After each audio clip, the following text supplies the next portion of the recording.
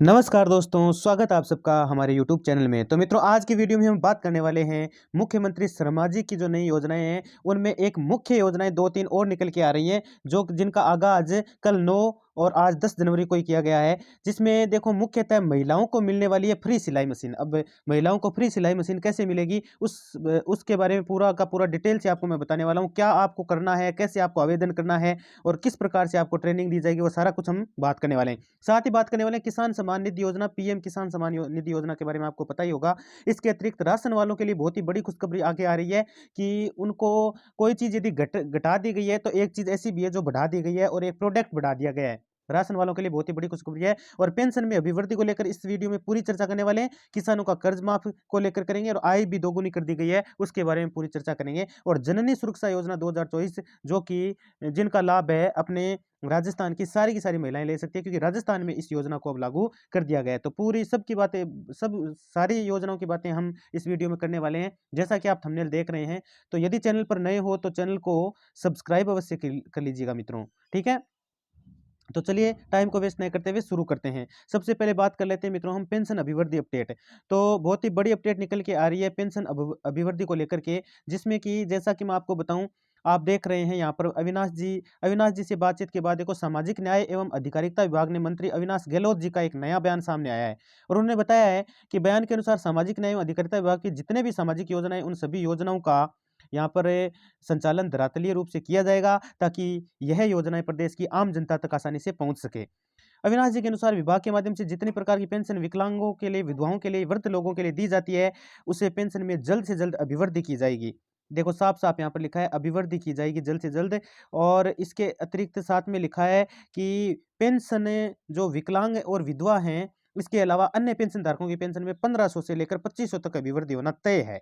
देखिए साफ साफ यहाँ पर लिखा है, एकदम तय कर दिया गया है इसको। और साथ ही एक छोटी सी एक न्यूज और है, जिसमें अविनाश जी ने एक और बात कही है, ये देख सकते हो आप, मैं पूरा बता देता हूँ आपको कि ओबीसी वर्ग के लिए एक बड़ा बयान सामने आया कि ओबीसी वर्ग से जो बिलोंग करते हैं, जितने भी छात्र या छात्राएं ओबीसी वर्ग से बिलोंग करते हैं, उनको मिलेगी छात्रवृत्ति। क्या मिलने वाली है उनको? छात्रवृत्ति, यानी स्कॉलरशिप मिलने वाली है भाई, ठीक है ना।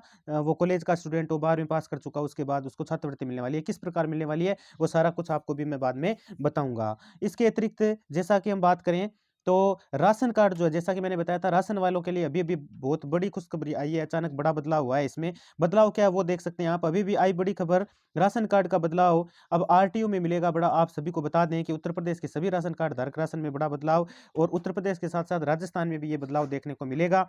आप सभी को राशन कार्ड पर दी जाने वाले गेहूं, बाजरा में कटौती करके चावल में बढ़ोतरी किया गया। पहले आप सभी लाभार्थियों को अभी तक हर महीने 35 किलोग्राम राशन में 14 किलोग्राम गेहूं और 21 किलोग्राम चावल निःशुल्क दिया जाता था। लेकिन आदेश के बाद फरवरी फरवरी से 14 किलोग्राम गेहूं, 10 किलोग्राम बाजरा और 11 किलोग्राम में चावल सभी राशन कार्ड धारकों को दिया जाएगा। यानी इसमें एक शामिल कर दिया गया चावल। तो देखो चावल गेहूं तो था ही, बाजरा भी शामिल कर दिया गया है। अब है ना, राशन कार्ड के द्वारा आपको बाजरा भी मिलने लग जाएगा। और इसके अतिरिक्त यदि हम बात करें, तो सरकार की खरीफ विपणन साल 2023 इसमें मूल्य समर्थन योजना के अंतर्गत 50,000 मीट्रिक टन मक्का, 30,000 मीट्रिक टन ज्वार और 50,000 मीट्रिक टन बाजरा टीपीडीएस और वेलफेयर योजना के तहत खरीदने में स्वीकृति दी गई है। और इसके अंतर्गत एनएफएसए योजना में जनवरी माह के आवंटन में 25,000 के टन चावल कम करते हुए 25,000 मीट्रिक टन बाजरा वितरण की मंजूरी आज जारी कर दी गई है।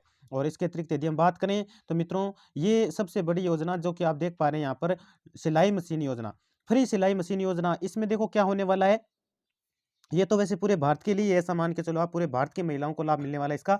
केंद्र सरकार ने महिलाओं के लिए बड़ी खुशखबरी, मुफ्त में मिलेगी सिलाई मशीन मशीन मिलने वाली है। और जिसमें देखो आपको कैसे आवेदन करना है वो सारा मैं बताने वाला हूँ।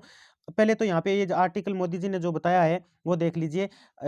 मोदी जी ने क्या किया, फ्री सिलाई मशीन योजना चालू करी है। अब इन दिनों में बहुत ही अधिक चर्चा में चल रही है। आपको बता दें कि अब महिलाओं को फ्री सिलाई मशीन दी जाएगी। जानकारी के लिए बता दूं कि इसकी घोषणा होगी अभी एक बार और फिर से, क्योंकि एक बार पीछे कहा गया था, जो कि फरवरी में इसकी घोषणा दोबारा होने वाली है, तभी से आवेदन कर सकेंगे। जिसके लिए कुछ क्राइटेरिया निर्धारित किया जा रहा है, वो भी आप जान लीजिए, ठीक है। और आवेदन कैसे करना है वो जान लीजिए। उसके लिए आपको जो भी महिला है उसका आधार कार्ड होना चाहिए, आयु आयु प्रमाण पत्र होना चाहिए, पहचान पत्र होना चाहिए। और इसके अतिरिक्त यदि मैं बात करूँ तो निवास प्रमाण पत्र, आवेदक विकलांग है तो विकलांग प्रमाण पत्र भी होना चाहिए, अगर आवेदक विधवा है तो उसका प्रमाण पत्र होना चाहिए, और चालू मोबाइल नंबर यानी जो 24 घंटे चालू रहते हैं, और पासपोर्ट साइज फोटो, ये आपके डॉक्यूमेंट हो गए। इसके अतिरिक्त फ्री सिलाई मशीन के लिए योग्यता की बात करें तो फ्री सिलाई मशीन योजना की आर्थिक रूप से कमजोर महिलाओं को दी जा रही है। जितनी भी कमज़ोर महिलाएँ हैं, उनको मतलब दी जा रही है ये, जिसके लिए आवेदक की आयु 20 से 40 के बीच रखी गई है। निःशुल्क सिलाई मशीन प्राप्त करने के लिए महिला का परिवार वार्षिक 25,000 आय आय है ना, आय वार्षिक आय, वो 25,000 से ज़्यादा नहीं होनी चाहिए। आपको बता दें कि प्रत्येक राज्य के मुताबिक योग्यता अलग-अलग हो सकती है।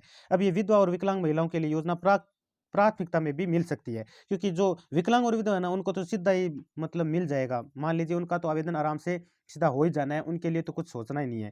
फ्री सिलाई मशीन के लिए आवेदन में आपको करना क्या है, गूगल पर सर्च करना है india.government.in, और जिसमें जैसे आपको न्यू नोटिफिकेशन में मिलेगा, अभी लॉन्च नहीं की गई है इसकी साइट, जैसे ही इसकी साइट इस india.government.in पर आएगी तो न्यू नोटिफिकेशन में आपको मिलेगा, वहाँ से आप आवेदन आराम से घर बैठे भी कर सकते हैं या ई मित्र के द्वारा करवा सकते हैं। फिर फॉर्म मिलेगा वहाँ पे, वो सही-सही भर देना आपको।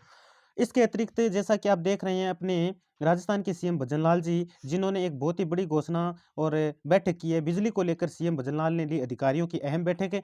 क्या-क्या बातें हुई है? तो बातें यही हुई है उसमें कि जितने भी किसान भाई हैं, वो दुखी थे लाइट को लेकर के, जिनकी लाइट ढंग से पूरी सिस्टमैटिक नहीं आ रही थी, कट रही थी बीच में। तो आज आपको देखने को मिला होगा 2 दिन से, यानी मैं आज देखा हमने, आज मैंने देखा कि लाइट है ना बिल्कुल भी कटौती नहीं की गई, एकदम सुचारू रूप से चल रही है और हमेशा सुचारू रूप से चलेगी। न कोई कोयले की कोई कमी आती है तो वो भी कंप्लीट की जाएगी। तो उसकी भी कोई मतलब आपूर्ति है ना, वो पूरी की पूरी की जाएगी, उसकी चिंता करने की आवश्यकता नहीं है। यही बस बैठक हुई थी इनकी बिजली को लेकर, सीएम भजनलाल ने जो अधिकारियों के साथ बैठक की थी, उसमें यही बताया था।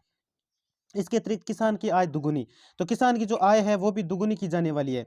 किसान की जो आय है वो भी क्या करनी कर दी जाने वाली है, दुगुनी कर दी जाने वाली है।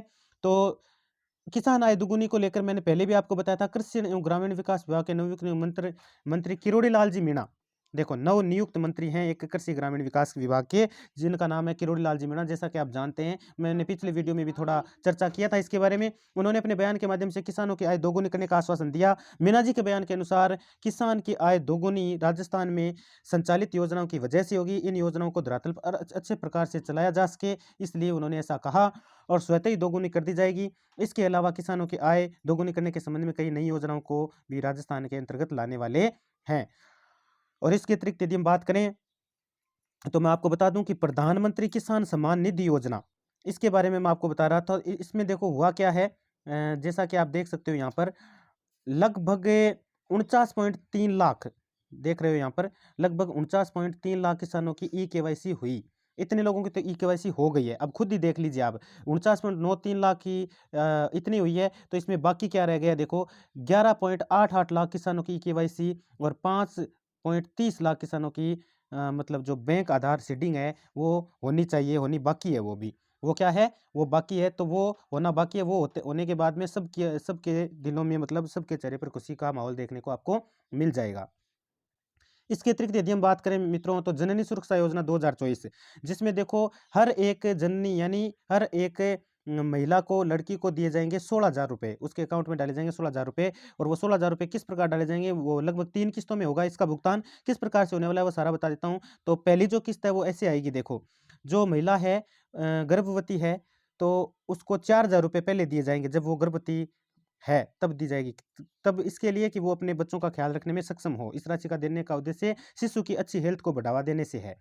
और दूसरा मैं बताऊँ आपको तो 6,000 रुपये फिर दिए जाएँगे। ये राशि जननी को प्रसव के समय दिया जाता है, यानी डिलीवरी जब होगी तब 6,000 रुपये दिए जाएँगे, ताकि प्रेशर के समय जितना खर्चा आए उस खर्च को एक गरीब महिला तथा उसका परिवार वहन कर सके, जनानी उचित ध्यान रख सके, मतलब उस बच्चे का ध्यान रख सके। और फिर 6,000 रुपये राशि शिशु के जन्म होने के बाद, यानी जैसे ही बच्चे का जन्म हो जाता है उसके बाद में 6 माह तक अच्छी तरह से उसका पालन पोषण हो सके, इसके लिए 6,000 रुपये दिए जाएँगे। तो 3 किस्तों में ये आपको पैसे दिए जाने वाले हैं इस योजना के तहत। इसके अतिरिक्त यदि हम बात करें तो मुख्य बात ये है कि कक्षा 12वीं और 10वीं, यानी 12वीं बोर्ड की जो परीक्षा है वो तो फरवरी के अंत में अंतिम सप्ताह में शुरू होगी, और 10वीं की जो परीक्षा है वो मार्च में संभव कर दी गई है। तो मार्च में ऐसा मान के चलिए 5 मार्च से पहले कोई परीक्षा नहीं होने वाली है 10वीं क्लास की। 10वीं क्लास की मैं बात कर रहा हूँ राजस्थान बोर्ड की, मैं बात कर रहा हूँ राजस्थान बोर्ड की। और रही बात आपके प्रैक्टिकल की, तो 12वीं की जो प्रैक्टिकल परीक्षाएं हैं वो आपके 15 जनवरी के बाद शुरू होंगी और सीबीएसई की जो प्रायोगिक परीक्षाएँ हैं वो चल रही हैं और 15 फरवरी से उनकी क्या है मुख्य परीक्षा होने वाली है। ये ध्यान में रखना आप, ठीक है? ये मुख्य बात थी इसमें। तो ठीक है मित्रों, धन्यवाद।